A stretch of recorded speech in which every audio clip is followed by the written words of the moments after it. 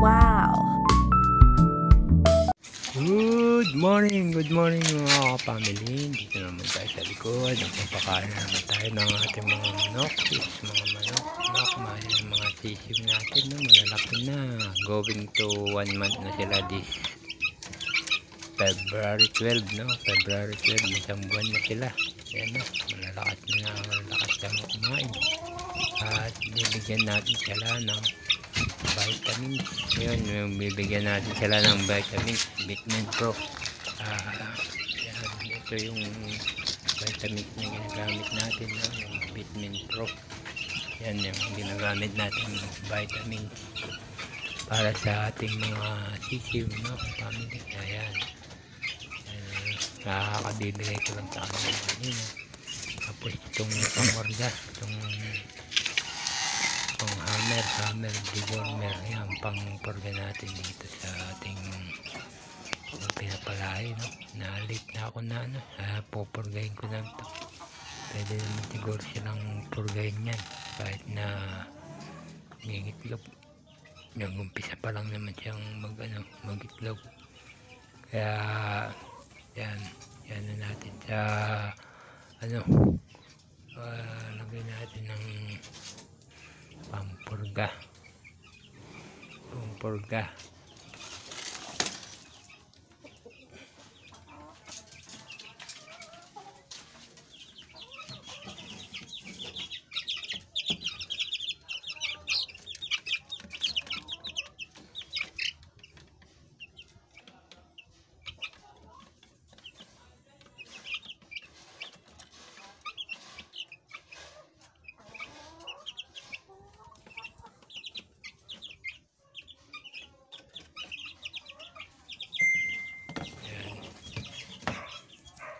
Kita naman natin yung ating pinurga natin itong ating mga inahin. Kapurga pa lang natin itong mga inahin na ito at bigyan natin siya ng antibacteria, itong pinalalay natin, no? Bigyan natin sila ng antibacteria. Nalagyan natin ng antibacteria T2S para sa ating mga binibreed sa palahi natin. Yan, bigyan natin sila parang juice, yung pinaka juice nila, no?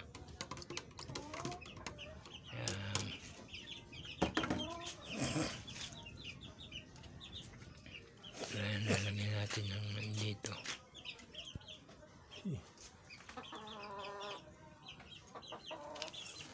Yan, lagay natin dito sa kanilang breeding pen. Itong kanilang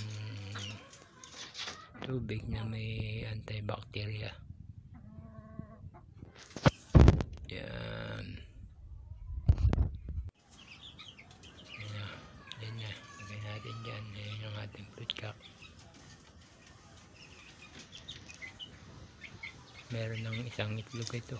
Ay, dalawa. May dalawang itlog na. To, family. Ang itlog siya na dalawa.